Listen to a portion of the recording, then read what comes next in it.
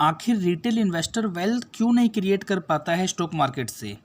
वो क्या गलतियां हैं जो रिटेल इन्वेस्टर करता है स्टॉक मार्केट में जिससे कि उसका वेल्थ क्रिएट नहीं हो पाता है? सभी लोगों को राम राम। मेरा नाम है कांतिनाथ झा। आज हम डिस्कस करेंगे रिटेल इन्वेस्टर सोचते कैसे हैं स्टॉक मार्केट में। साथ ही हम डिस्कस करेंगे क्या वो गलतियां हैं, क्या है वो डू एंड डोंट्स जो हमें स्टॉक मार्केट में करनी चाहिए या फिर जो हमें चीज़ें नहीं करनी चाहिए। Moving on the first point, never use margin और लिवरेज। रिटेल इन्वेस्टर को या किसी भी इन्वेस्टर को कभी भी मार्जिन या लिवरेज का यूज़ नहीं करना चाहिए। मार्जिन का हमें सजेशन कौन देता है? टीवी चैनल्स वाले हमें सजेशन देते हैं, स्टॉक ब्रोकरेज फर्म जो होती है वो हमें सजेशन देती है। क्यों? क्योंकि उनसे उनको रेवेन्यू मिलता है, उनको ब्रोकरेज कमीशन जनरेट होती है।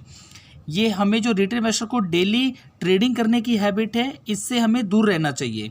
आज तक कोई भी ऐसा पर्सन नहीं हुआ है यहाँ पे जो आपने देखा हो कि जिसने ट्रेडिंग करके वेल्थ क्रिएट किया हो। ऐसा आप एक भी व्यक्ति का नाम नहीं जानते। अगर आप जानते हैं तो प्लीज़ मुझे कमेंट करके बताइए, जिसको हम सभी लोग जानते हैं जिन्होंने ट्रेडिंग करके पैसा कमाया हो। क्यों?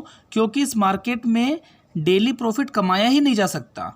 ये ऐसा मार्केट है ही नहीं कि आप डेली यहाँ पे प्रॉफिट कमाएंगे, क्योंकि यहाँ पे आप 3 दिन प्रॉफिट कमाएंगे, 3 दिन नहीं कमाएंगे तो वो आपका इक्वल हो जाएगा। अगर आपने 3 दिन रेगुलर कर लिया, आपने चौथे दिन फिर आपने ट्रेडिंग किया, आपको कॉन्फिडेंस ज़्यादा रहेगा, तो चौथे दिन आप 3 दिन का कमाया हुआ सारा लूज कर जाएंगे यहाँ पे। जैसे मैंने आपको पहले बताया था, ये यहाँ पे हल्के इन्वेस्टर को टिकने ही नहीं देता है। ये यहाँ पे हर स्टेज पे उसको एग्जिट करवाएगा मार्केट से। सेम थिंग हमने डिस्कस करा है अपने पुराने वीडियो में, बेसिक ऑफ स्टॉक मार्केट में। आप चाहो तो ऊपर आई बटन पर क्लिक करके उसको देख सकते हो। अब हम देखते हैं कि अगर कुछ रिटेल इन्वेस्टर अगर ट्रेडिंग उन्हें करना ही है तो वो अपने पोर्टफोलियो का 5, 10 या 15% मैक्सिमम अमाउंट को एक अलग से साइड कर ले। हमें 80 या 90% से 95% से हमें लॉन्ग टर्म पोर्टफोलियो बनाना है। 5-10% हम ट्रेडिंग के लिए साइड कर लेते हैं, क्योंकि हमें रोज़ कुछ गेम खेलने की आदत है। जैसे वीडियो गेम होता है ना, वीडियो गेम जैसे हमें बचपन में आदत थी वीडियो गेम खेलना है, तो कुछ इन्वेस्टर्स को वीडियो गेम खेलने की आदत होती है। तो आप 5 या 10% पैसा रख लीजिए वीडियो गेम खेलने के लिए। और आप बोलेंगे मैं इतना कम क्यों कह रहा हूँ? क्योंकि 5-10% मैं इसलिए कह रहा हूँ क्योंकि वो पैसा आपको वापस नहीं मिलने वाला है। ये पता है, ये प्रूव हो चुका है। इसलिए मैं कह रहा हूँ कि हो सके तो इंट्राडे से आप बचे रहिए। Moving on the second point, retail investor यहाँ पे पेनी शेयर्स की खोज में लगा रहता है। वो ढूंढता है कि कहाँ 2, 4, 5 या 10 रुपये का शेयर मिल रहा है जिसको वो खरीद के उससे वो करोड़पति बन जाएगा। वो 2, 4, 5 रुपये का शेयर 500 हो जाएगा, फिर 5000 हो जाएगा। वो ये नहीं समझता है कि जब भी वो शेयर खरीदता है तो वो एक कंपनी की वैल्यू खरीदता है, वो उस कंपनी का मालिक बनता है। जैसे अगर हम बात करते हैं वोडाफोन का शेयर, जो पहले 100-125 रुपये का हुआ करता था, आज वो 3-4 रुपये का है। तो हम ये नहीं कह सकते कि ये शेयर सस्ता है। क्यों? क्योंकि वोडाफोन के ऊपर मोर देन 1 लाख करोड़ का डेट है। अब अगर हम दूसरी तरफ बात करें, टाइटन है जो पहले 1300-1400 का हुआ करता था, आज ये लगभग 700-800 के आसपास है। अगर ये शेयर 500 का हो जाएगा, 400 का हो जाएगा, तब हम बोलेंगे कि टाइटन बहुत सस्ता हो गया है। नेस्ले जो अभी 17,000 का शेयर है, अगर ये शेयर कमिंग फ्यूचर में 8 या 10,000 का हो जाता है, तब हम बोलेंगे ये शेयर बहुत सस्ता हो गया है। बजाज फाइनेंस है जो पहले 5,000 का हुआ करता था, अभी 2,000 के लेवल पे चल रहा है। अगर ये 1600, 1500, 1200 होगा, तब हम बोलेंगे कि बजाज फाइनेंस बहुत सस्ता हो गया है, हमें उसे एवरेज करना चाहिए, हमें उसे पोर्टफोलियो में शामिल करना चाहिए। बजाज फाइनेंस के लिए हमने एक डिटेल एनालिसिस बना दिया है। अगर आप चाहते हैं तो ऊपर आई बटन पर क्लिक करके आप उस वीडियो को देख सकते हैं। एक और चीज़, कुछ लोग यहाँ पे टिप की खोज में लगे रहते हैं कि कहाँ से मुझे कोई टिप मिल जाए, टीवी से कहीं कोई टिप मिल जाए, फ्रेंड्स, रिलेटिव, पड़ोसी कहीं से टिप मिल जाए। हमें कोई भी कंपनी खरीदने से पहले उसके फंडामेंटल को समझना चाहिए। किसी भी शेयर में इन्वेस्ट करने से पहले हमें पूरी एनालिसिस करनी चाहिए, जैसे कि हम प्रॉपर्टी खरीदने से पहले करते हैं। आप और हम जब भी कोई प्रॉपर्टी खरीदते हैं तो हम उसमें कम से कम 1, 2, 3, 4 महीने या कभी 6 महीने या 1 साल का टाइम भी लगाते हैं।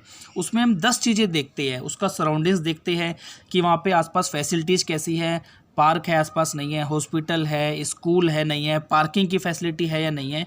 अगर हम प्रॉपर्टी खरीदने में ये सारी चीज़ें देखते हैं तो हम यहाँ पे शेयर खरीदने से पहले क्यों नहीं देखते हैं? हमें वो देखना चाहिए, क्योंकि हम शेयर खरीदने का मतलब हम बिजनेस के मालिक बन रहे हैं, एक छोटे से हिस्से के। Now moving on the next point, retail investor यहाँ पे क्या करते हैं? वो कुछ ही शेयर्स में पैसा इन्वेस्ट करता है। वो केवल 2, 4 या 5 शेयर ले लेगा।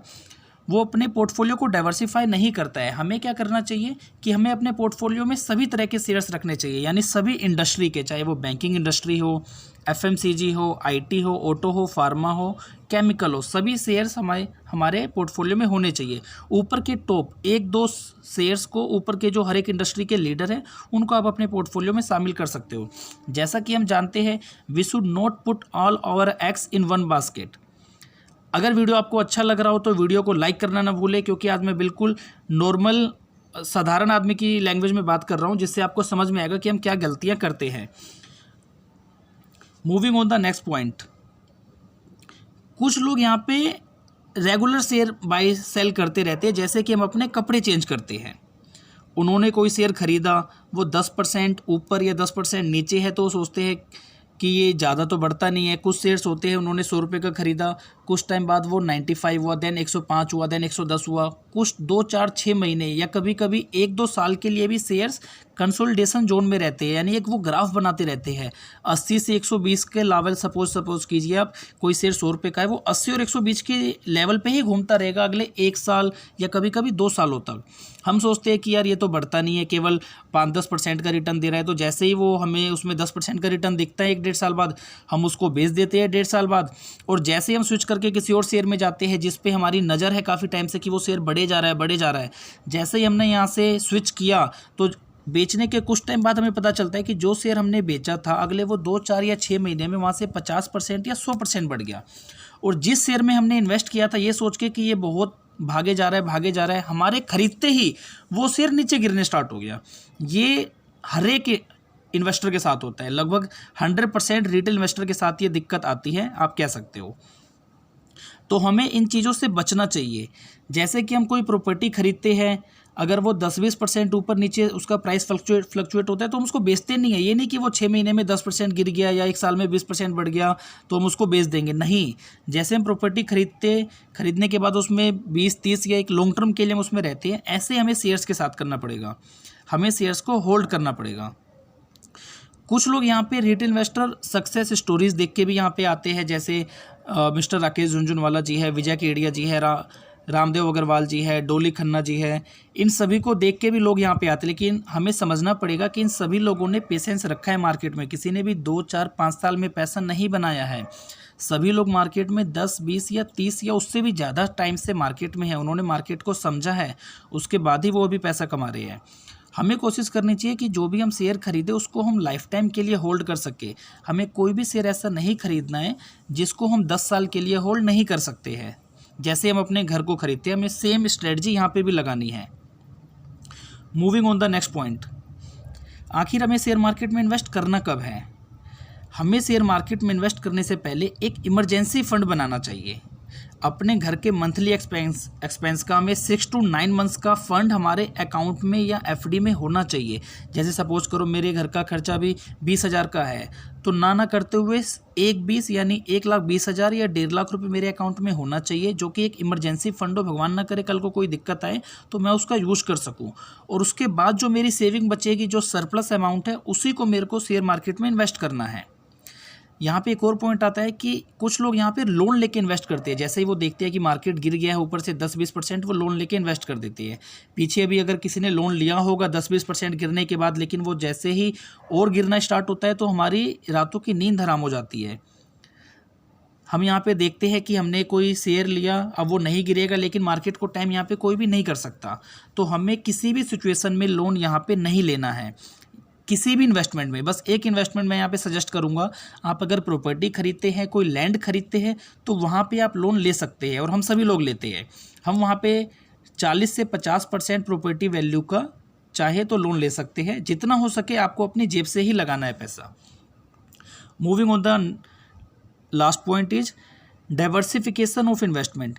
रिटेल इन्वेस्टर कभी भी डाइवर्सिफिकेशन ऑफ इन्वेस्टमेंट के बारे में नहीं सोचता है। कहने का मतलब है कि हमें अपने इन्वेस्टमेंट को स्टॉक्स में भी रखना चाहिए, म्यूचुअल फंड में भी रखना चाहिए, गोल्ड में भी रखना चाहिए, और साथ में प्रॉपर्टी में भी हमें इन्वेस्ट करना है। तो हमें अगर हमारे पास 100 रुपये है तो उसको डाइवर्सिफाई करके चलना है। ऐसा नहीं कि हमने सारी चीज़ें, सारा अपना इन्वेस्टमेंट प्रॉपर्टी में ही लगा दिया या स्टॉक्स में ही लगा दिया या गोल्ड में ही लगा दिया।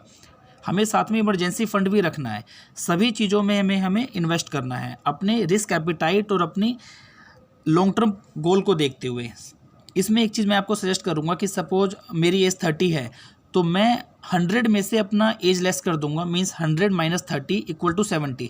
तो 70% पैसा मैं स्टॉक्स या फिर म्यूचुअल फंड में लगा सकता हूँ। और मैं सजेस्ट करूँगा किसी को भी मैक्सिमम 50 से 60% पैसा ही स्टॉक मार्केट में लगाना चाहिए या म्यूचुअल फंड में। साथ में पैसा हमें गोल्ड में भी इन्वेस्ट करना चाहिए, प्रॉपर्टी में भी करना चाहिए। अगर वीडियो आपको अच्छा लगा हो तो वीडियो को लाइक कीजिए, चैनल को सब्सक्राइब कीजिए अगर आपने सब्सक्राइब नहीं किया हो। अगर आपका कोई कमेंट हो, कोई क्वेश्चन हो, आप मेरे से पूछ सकते हैं। Thank you very much for your time.